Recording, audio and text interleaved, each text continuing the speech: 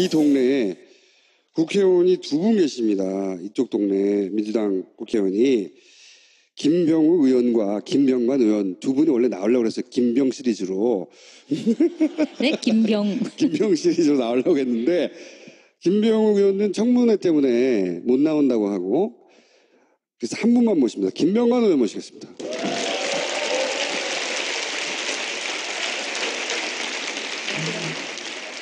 자, 사진을 보십시오. 추호 선생과 함께 국회의원 생활을 시작하셨는데 네. 추호 선생이 이렇게 깔끔하게 사라지셔가지고 이제 그만두시고는 국회에서 이렇게 좀 몇 번 오셨거든요. 네. 근데 이제 그 다음에 안 보이시더라고요. 안 보이시니까 섭섭하던가요? 우리 당에 큰 기여를 하셨다고 생각하거든요. 근데 이제 사실 끝이 좋아야 모든 게 좋은 게 기억이 되는데 별로 끝이 좋게 기억되지 않은 것 같아서 조금은 좀 아쉬운 부분이 좀 있습니다. 원래는 두 분을 모시고 사실은 친문 비문 얘기도 좀 하고 왜냐면은 김병욱 의원님은 초등학교계로 구분이 되는 대표적인 비문 여기는 문재인 영입 인사 대표적인 영입 인사 친문 그런데 대통령 당선 이후에 당내의 친문과 비문은 도대체 어떤 분위기인가 그것도 여쭤보고 그러려고 그랬는데 안 계신데 그냥 그거 여쭤볼게요. 오면서 김병욱 의원님 그냥 오시라고 어차피 청문회 뭐 여당 의원들 꼭 있어야 되냐 네. 야당 의원들만 있으면 되지 청문회 하는데 그래서 오시라고 그랬는데 끝까지 도정환 의원님 지켜야 된다고 끝날 때까지 있겠다고 그러시더라고요. 네. 그래서 그 말씀 꼭 전해달라고 해서 말씀 전해드립니다. 친문 비문 이런 분위기는 어때요?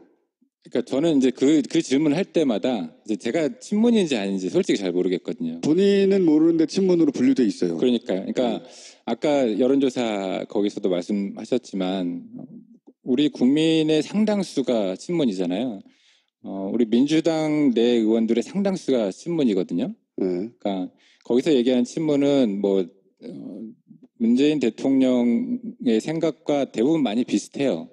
그렇기 때문에 친문이냐 아니냐라는 그 구분 자체가 저는 조금 저 스스로 잘 모르겠어요. 친문은 모르겠지만 비문은 확실히 있었어요.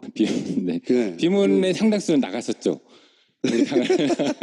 지금 어떠냐는 거죠. 저는 대선을 거치면서 대선이라고 하는 큰 싸움을 같이 치르고 그리고 이제 승리하고 축제 분위기였고 그다음에 이제 조금씩 이제 평정심을 되찾고 있겠죠. 그 사이에 그런 역학이라든가 혹은 내가 대통령이 되기 전에 문재인 후보를 뭐 오해했었네? 혹은 잘못 알고 있었네? 뭐 이런 분위기가 있는 건지 전혀 움직임이 없습니다. 그러니까 친문이든 비문이든지 간에 그런 거를 구분할 수 있을 정도로 뭔가 움직임이 있다든가 이런 모습은 잘 안 보이는 것 같아요. 그럼 뭐 하고 놀아요 요새? 요즘 정치인들은 그런 거 안 하면 뭐 하고 놀지? 그러게요. 이제 요즘 야당 의원들 하는 거 보면 뭔가 하는 것 같은데 여당 의원들은 뭐 하는지 잘 모르겠어요. 여당 의원들은 그럼 뭉쳐 있다고 보면 되는 건가요? 왜냐하면 정치인들이 가장 많이 하는 일이 자기들끼리 모여가지고 세를 만들고 편을 가르고 우리 편 세를 더 키우려고 하고 당내에서도 원래 그런데 그걸 조금씩 항상 하죠. 저희 당 의원님들은 이제 저도 그렇고 대선이 5월 9일 날 끝난 다음에 한 달 조금 더 지났잖아요. 이제 그래서 대선에 대한 어떤 평가랄까요? 그런 것들을 저희 스스로 해요. 이제 물론 야당은 졌기 때문에 그 패인에 대해서 아마 평가들을 할 거고요.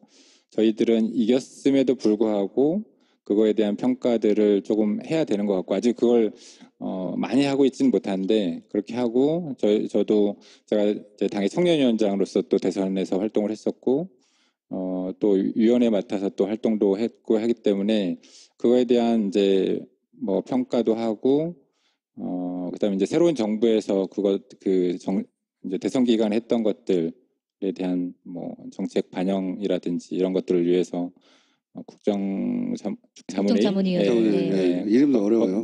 거기랑 뭐 얘기도 하고 그런 것들을 하다 보니까 이게 드러나는 활동들은 많이 안 하는 것 같고요.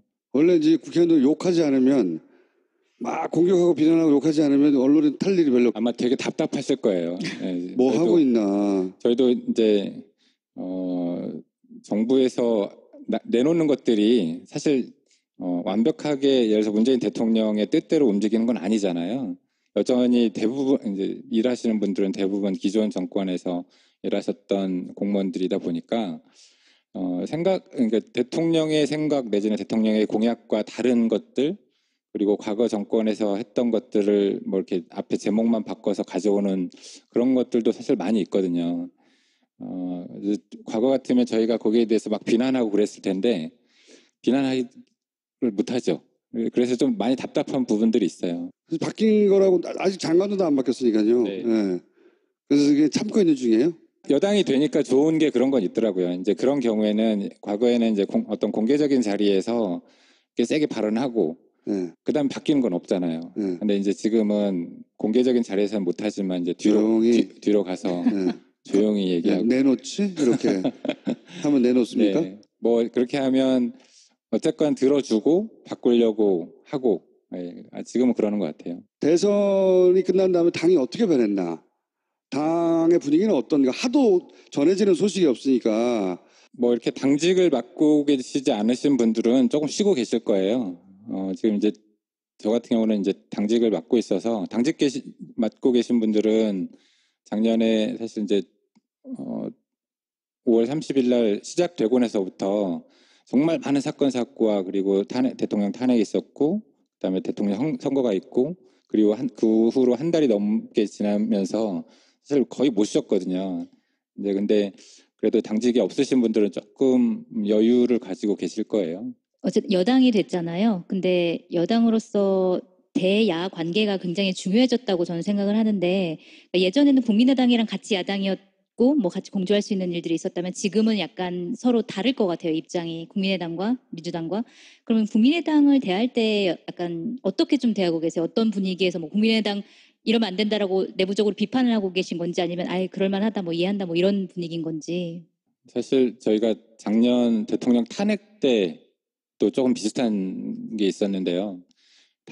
대통령 탄핵을 하기 위해서는 국민의당을 어떻게든 같이 끌고 가야 되잖아요. 끌어안고.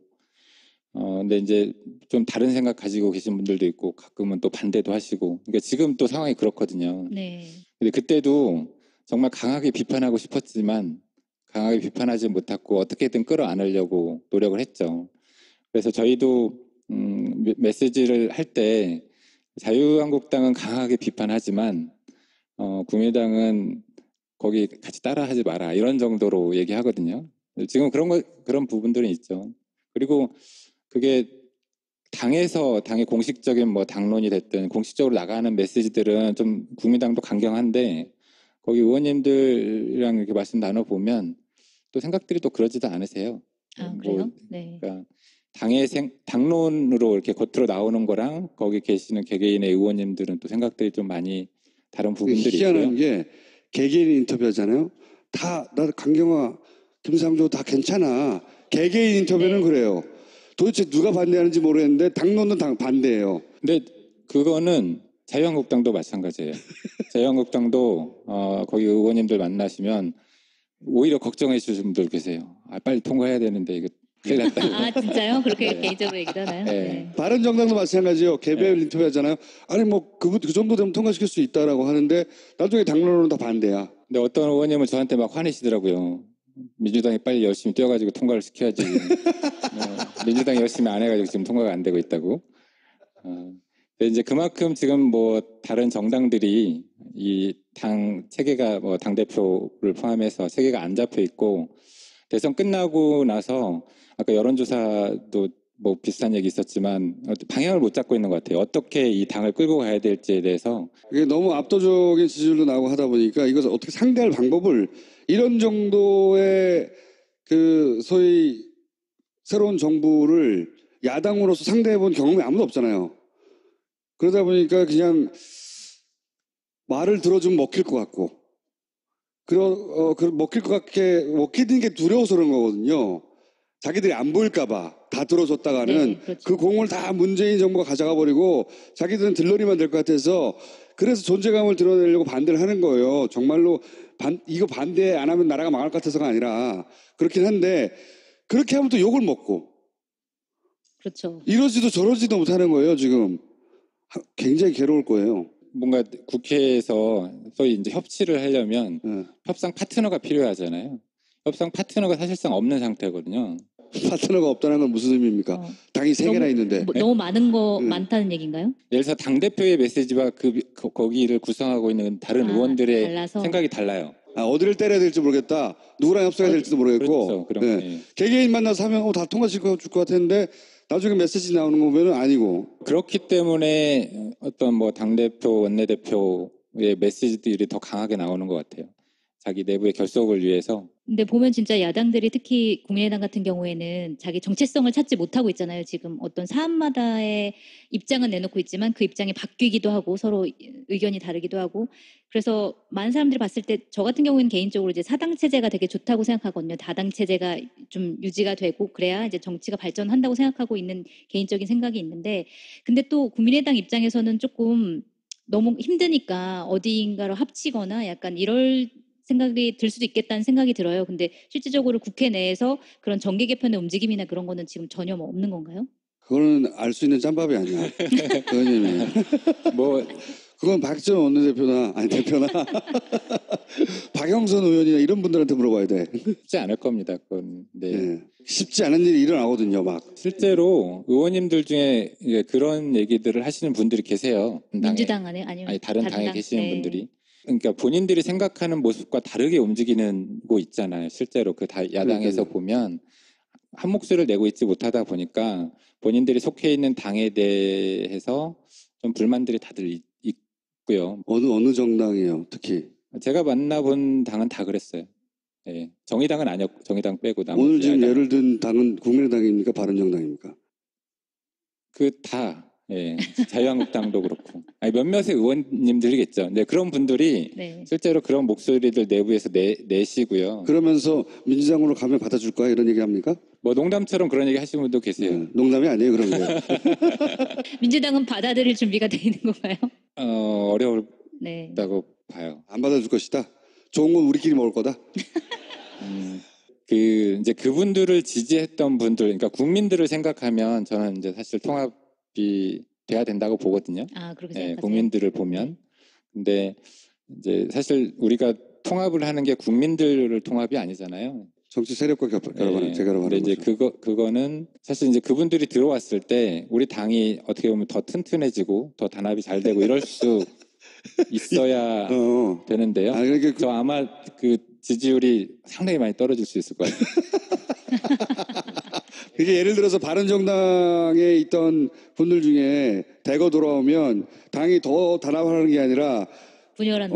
더 분열하게 될 테고 지지율이 오히려 떨어지고 거기서 잡음이 많이 나올 거기 때문에 우리끼리 지금 잘 살자 그냥 이런 건가요? 뭐 우리끼리 잘 살자는 아니고요. 네. 우리가 더 잘하자 이런. 원하는 법안들을 마음대로 통과시킬 수가 없지 않습니까? 없죠. 네. 예. 그건 어떻게 해요? 그 심정은 이해하지만 그 국회 지형이란 현실이 있잖아요. 실제. 그건 어떡합니까? 의석수도 모자라고. 저는 아까 송태경 의원님이 기자님 말씀하셨지만 이렇게 사당 체제로 사실 작년부터 네. 저희들이 이 정치 시험을 하고 있다고 생각하거든요.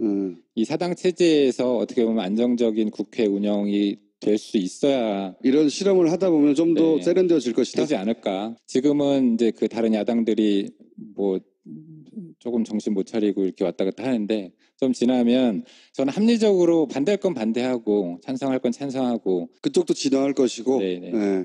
그러면서 새로운 틀이나 새로운 문화에 익숙해질 것이다. 점점 세련되어지고. 그렇게 하고 뭐 내년에 지방선거 그 다음에 또 지방선거 민정상 먹을 거니까. 해서 또 뭐 국민들이 또 심판하시고 예. 이렇게 또 우리 정치가 발전해 나가지 않을까. 그런 생각들을 민주당 의원들은 대략 하고 계십니까? 그러니까 다시 통합해서 새를 불려서 법안 통과도 좀 쉽게 만들고 그게 과거의 방식이거든요. 지금 그렇게 되면 또 다른 분란거리가 되고 우리 사실 분열하면서 힘들었던 시기가 있었기 때문에 아마 그거를 무리하게 이렇게 하려고 하지는 않을 거예요. 무슨 말인지 잘 알겠습니다. 골칫거리라는 거잖아요.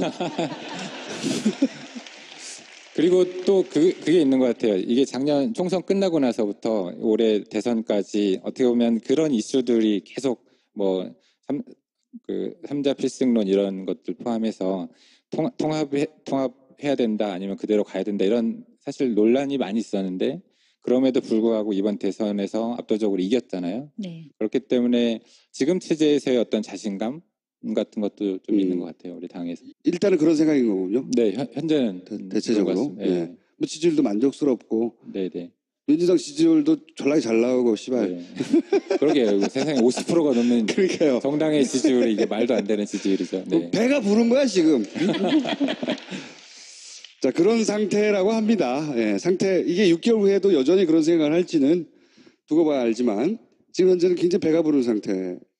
사실 이제 사당 체제 그리고 우리 이제 국회의원이 이제 겨우 40% 정도밖에 안 되는 이 구조에서 여당의 그러니까 소위 말하는 여소야대 국회를 끌고 간다는 게 정말 어려운 일이거든요. 사실 암담해요. 이것도 어떻게 끌고 가야 될지. 그리고 대통령의 공약, 대통령의 생각들을 발표하고 나서 당선이 됐는데 정말 첩첩산중이거든요. 그렇죠. 하겠다는 걸 하려고 그러면 여기 협조를 받아야 네. 되잖아. 그래서 결국 지금 이제 장관 임명 문제하고도 관련이 있는데요. 결국 우리 국민들의 압도적인 지지밖에는 답이 없지 않나. 그렇다고 하더라도 표결을 하거나 실제 또는 법안이 통과되려면 그 표가 필요하잖아요. 표가. 근데 이제 국회의원들도요. 아무리 밖에서 큰 소리 쳐도 뒤에 국민들이 뭐라고 하시면 마음은 조금씩 돌아가거든요. 149회부터 벙커에서 이어가도록 하겠습니다. 다음 주 수요일에. 오늘 여기까지 하겠습니다. 감사합니다. 감사합니다. 그러니까 친문이든 비문이든지 간에 그런 거를 구분할 수 있을 정도로 뭔가 움직임이 있다든가 이런 모습은 잘 안 보이는 것 같아요. 그럼 뭐 하고 놀아요 요새? 요즘 정치인들은 그런 거 안 하면 뭐 하고 놀지? 그러게요. 이제 요즘 야당 의원들 하는 거 보면 뭔가 하는 것 같은데 여당 의원들은 뭐 하는지 잘 모르겠어요. 여당 의원들은 그럼 뭉쳐 있다고 보면 되는 건가요? 왜냐하면 알려져 있지 정치인들이 않고? 가장 많이 하는 일이 자기들끼리 모여가지고 세를 만들고 편을 가르고 우리 편 세를 더 키우려고 하고 당내에서도 원래 그런데 그걸 조금씩 항상 하죠. 저희 당 의원님들은 이제 저도 그렇고 대선이 5월 9일 날 끝난 다음에 한 달 조금 더 지났잖아요. 이제 그래서 대선에 대한 어떤 평가랄까요? 그런 것들을 저희 스스로 해요. 이제 물론 야당은 졌기 때문에 그 패인에 대해서 아마 평가들을 할 거고요. 저희들은 이겼음에도 불구하고 그거에 대한 평가들을 조금 해야 되는 것 같고 아직 그걸 많이 하고 있지는 못한데 조금은 좀 아쉬운 부분이 좀 있습니다. 원래는 두 분을 모시고 사실은 친문 비문 얘기도 좀 하고 왜냐면은 김병우 의원님은 손학규계로 구분이 되는 대표적인 비문 여기는 문재인 영입 인사 대표적인 영입 인사 친문 그런데 대통령 당선 이후에 당내의 친문과 비문은 도대체 어떤 분위기인가 그것도 여쭤보고 그러려고 그랬는데 안 계신데 그냥 그거 여쭤볼게요. 오면서 김영우 의원님 그냥 오시라고 어차피 청문회 뭐 여당 의원들 꼭 있어야 되냐 야당 의원들만 있으면 되지 청문회 하는데 그래서 오시라고 그랬는데 끝까지 도정환 의원님 지켜야 된다고 끝날 때까지 있겠다고 그러시더라고요. 그래서 그 말씀 꼭 전해달라고 해서 말씀 전해드립니다. 친문 비문 이런 분위기는 어때요?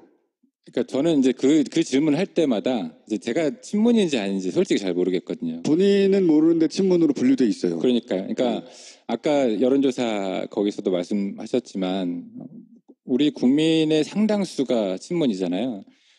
우리 민주당 내 의원들의 상당수가 친문이거든요. 그러니까 거기서 얘기하는 친문은 뭐 문재인 대통령의 생각과 대부분 많이 비슷해요. 그렇기 때문에 친문이냐 아니냐라는 그 구분 자체가 저는 조금 저 스스로 잘 모르겠어요. 친문은 모르겠지만 비문은 확실히 있었어요. 네. 비문의 상당수는 나갔었죠. 지금 어떠냐는 거죠. 저는 대선을 거치면서 대선이라고 하는 큰 싸움을 같이 치르고 그리고 이제 승리하고 축제 분위기였고 그다음에 이제 조금씩 이제 평정심을 되찾고 있겠죠. 그 사이에 그런 역학이라든가 혹은 내가 대통령이 되기 전에 문재인 후보를 뭐 뭐 오해했었네? 잘못 알고 있었네? 뭐 이런 분위기가 있는 건지. 전혀 움직임이 없습니다.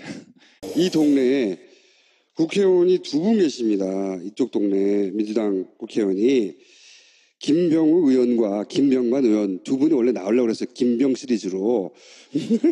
네, 김병. 김병 시리즈로 나오려고 했는데 김병욱 의원은 청문회 때문에 못 나온다고 하고 그래서 한 분만 모십니다. 김병관 의원 모시겠습니다.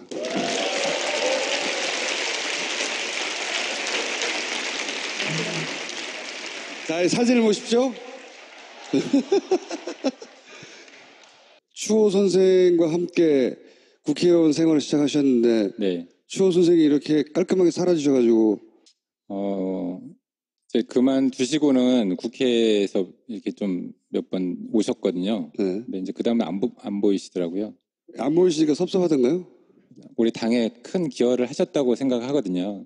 근데 이제 사실 끝이 좋아야 모든 게 좋은 게 기억이 되는데 별로 끝이 좋게 기억되지 않은 것 같아서 그렇게 하고 저도 제가 이제 당의 청년위원장으로서 또 대선에서 활동을 했었고 또 위원회 맡아서 또 활동도 했고 하기 때문에 그거에 대한 이제 뭐 평가도 하고 그다음에 이제 새로운 정부에서 이제 대선 기간에 했던 것들에 대한 뭐 정책 반영이라든지 이런 것들을 위해서 국정자문위원회. 예, 네. 이름도 어려워요. 네, 거기랑 뭐 얘기도 하고 그런 것들을 하다 보니까 이게 드러나는 활동들은 많이 안 하는 것 같고요. 원래 이제 국회의원들 욕하지 않으면 막 공격하고 비난하고 욕하지 않으면 언론에 탈 일이 별로 아마 되게 답답하실 거예요. 예, 뭐 저희도- 하고 있나. 저희도 이제 정부에서 내놓는 것들이 사실 완벽하게 예를 들어서 문재인 대통령의 뜻대로 움직이는 건 아니잖아요. 여전히 대부분 이제 일하시는 분들은 대부분 기존 정권에서 일하셨던 공무원들이다 보니까 생각